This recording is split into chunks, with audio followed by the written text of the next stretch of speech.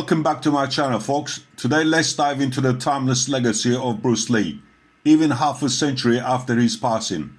The debate about his life and abilities rages on. In this video, let's listen to 3 most common opinions about Bruce Lee and present the hard facts that reveal the real man behind the legend. So hit that subscribe button and let's get started. As we embark on this journey, let's first address the claim that Bruce Lee was just an actor. While it's true that Bruce started as a child actor, his passion for the craft was undeniable.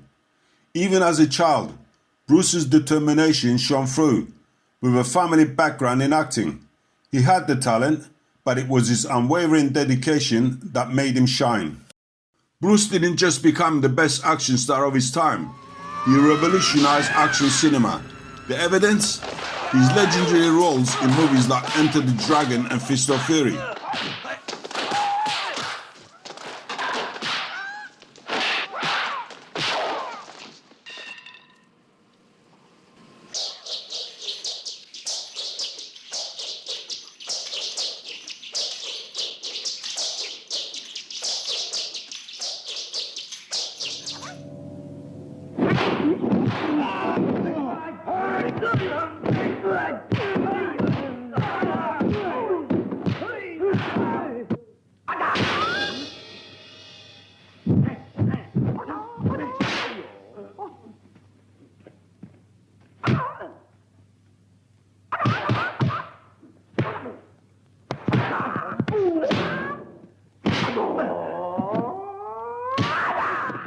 Now let's address the myth that Bruce Lee couldn't fight, that he'd be no match for today's MMA fighters.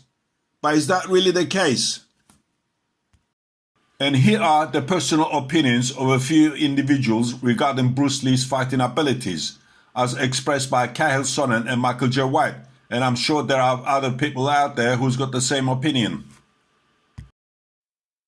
Whenever I talk about Bruce Lee, I feel a need. I have an urge that's stronger than my ability to be polite, to make sure that I include that he couldn't fight. Now, that's a very personal thing.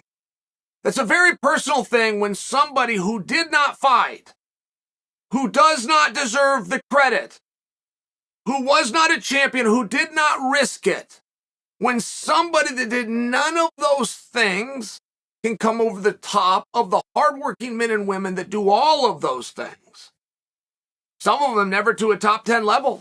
Some of them never to a major promotion. Most of them never to the top of a card, world title opportunity, or the world title. But they would all beat up Bruce Lee really fast, really easy and really, really fast. I just have this urge.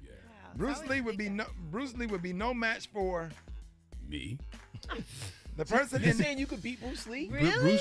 Bruce Lee is 132 pounds. I outweigh him by 100 pounds. Bruce's training regime and physical prowess were unparalleled. He mastered martial arts and physical fitness, setting the bar for future generations. Consider this: no one during his time, be it professional fighters or martial artists, ever claimed to have beaten Bruce Lee. In fact, some turned to him for guidance. Even legends like Joe Louis credited Bruce Lee for their success. The truth is, Bruce Lee's martial arts skills were on another level. In the end, what we must remember is that Bruce Lee was more than just a martial artist and an actor. He was a legend, a true icon. Now let's listen to some of the people who were world champions in a karate and full contact at that period, what they say about Bruce Lee, if he can fight or not. Has ever lived. Bruce Lee. I'll talk to you about that later. Probably have questions for me on that. But in my opinion, I tell you right now, I fought the best. I trained with the best. I know great martial artists, and there's never been anybody, in my opinion, like Bruce Lee. Bruce Lee was unbelievable. I've been very blessed with my film career. It all began with Bruce Lee. Bruce came to New York when I fought for the world title at Madison Square Garden in 1968. And we decided to start working out together in Los Angeles, which we did for over 2 years. Bruce Lee was a boxing fan, and he really liked boxing. And at that time, if you can remember that far, people were just doing karate, so it was point karate. And he didn't like that. He thought he enjoyed boxing matches better than karate matches at that time because it was point, and it would just take your point and then go back to the corner and then take the point. And he wanted something to flow. So what he did was, because he liked boxing so much, and as you know, Bruce Lee was the boxing champion, high school boxing champion in Hong Kong. He put in the boxing movements of Western boxing, took the kicks from different Chinese systems and both Southern and Northern systems, and he started to play around with it. In the beginning, we wore a lot of armor, like we wore baseball shin guards, we wore body protector, we wore face, things that Bruce Lee did, and this is what people don't realize. What he did, a lot of people can't do. Like, he could really shell shock a person with his lead jab. A lot of people can't now. We could score with that. We could put the guy off balance with it. We might even hurt him, but we can't take a man out. He had tremendous power, and we don't have that, you know. He had speed that it flabbergasted me. You know, I was a conference champion in my college, and he used to catch me like I was just in slow motion. It was like a bad dream. I've never met anybody explosive as him. I've never met anybody as fast as him. And Bruce Lee kick, you don't shut your eyes, because when you shut your eyes, you cannot see Bruce Lee kick. You know how fast? No, because the Roman, the mix Bruce Lee, a lot of pressure. You know, human being, just human being, cannot like a cartoon. No, how fast? That's the fast you can be. Even Muhammad Ali, you know, right now Tyson, the punch. That's when I first met Bruce Lee. Bruce Lee is a world-class martial artist. As a kid, you know, those old box TVs, watching him. Now, I didn't know what it was back then. I was just like, this is cool. This guy's just fighting and f***ing everyone up. I think it was Fist of Fury, if I believe. That's the movie where he was just like messing dudes up and But yeah, it was intriguing. When he blew up worldwide. He influenced a whole generation into learning martial arts and showed them a different way almost. You know, like Bruce Lee was up there. I mean, Jackie Chan was a guy that really inspired me and I could really relate to. But guess who inspired him?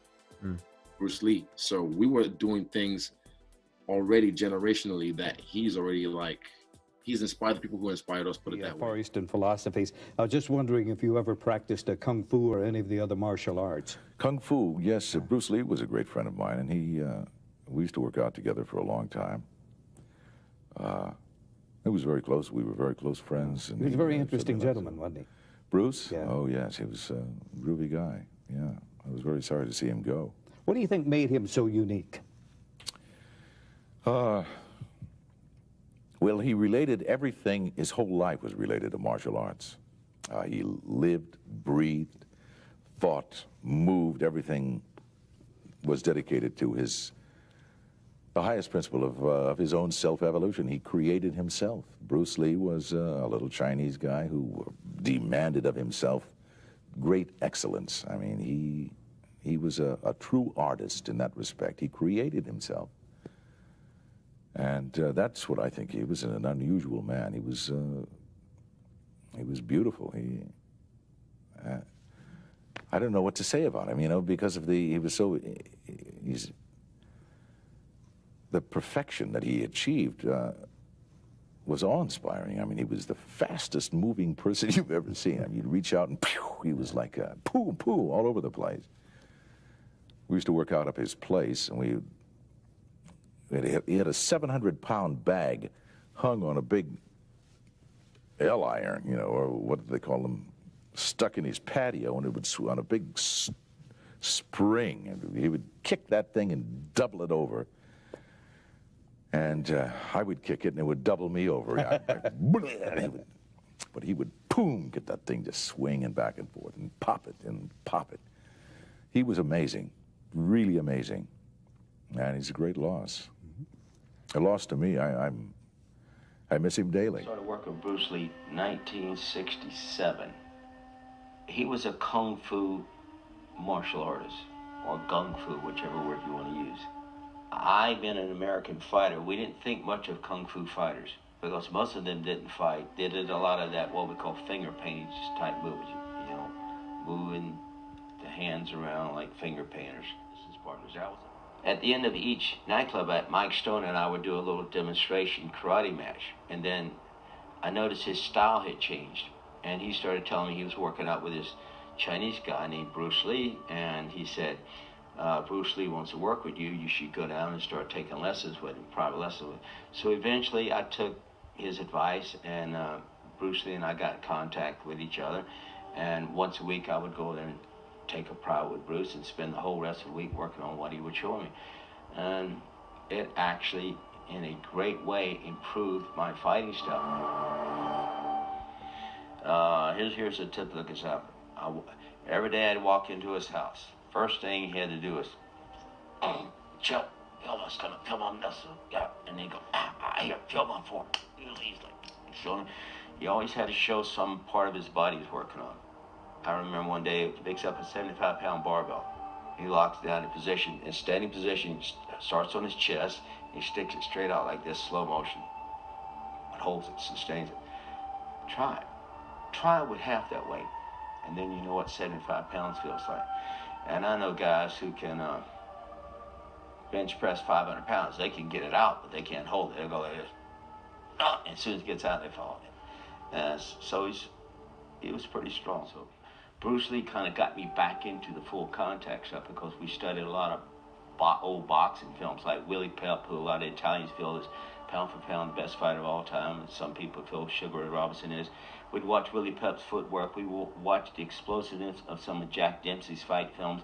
We watch the stationary positioning of the great Joe Louis when he got on the inside, like in the pocket. We'd watch the distancing and mobility tactics of a Muhammad Ali, and it kind of got me interested in the full contact as opposed to the stationary kind of you hit me, I hit you back, your turn, my turn type fighting. So I got tired and I got kind of really disgusted with what they call point fighting, and so I decided I'm going to go in and create a new sport and just call it full contact. You know, I don't care how much pain you're in, as long as you can move. It's harder for your opponent to finish you off if you're a moving target than if you're a stationary target. And that's why I like going back to full contact. That's why I like the kickboxing, because it was real. And there's no greater pleasure in the world on the sportsman level when you hit somebody and you hear them go, and you look in their eyes and you see, you just see their eyes and I want to go see my mommy. You heard two sides, one saying Bruce was fake or he could not fight. And anyone that can fight could beat Bruce easily. Then we have the true full contact world champions at that period, and those who knew Bruce saying completely different, and he was exceptional fighter. Of course, everyone is entitled to give their opinion, whether we agree or not, and listen to their opinion, and decide ourselves and give our opinion whether we believe it or not. His legacy lives on, inspiring countless individuals worldwide. Bruce Lee's story is not just about fighting, it's about an indomitable spirit that continues to motivate and empower millions. Well folks, that wraps our exploration of the legendary Bruce Lee. Remember, it's the facts that matter. So what do you think? Can any fighter defeat Bruce, or Bruce was an exceptional fighter? If you enjoyed this video, give it a thumbs up and share it with your friends. And don't forget to subscribe for more captivating content. Until next time, stay inspired.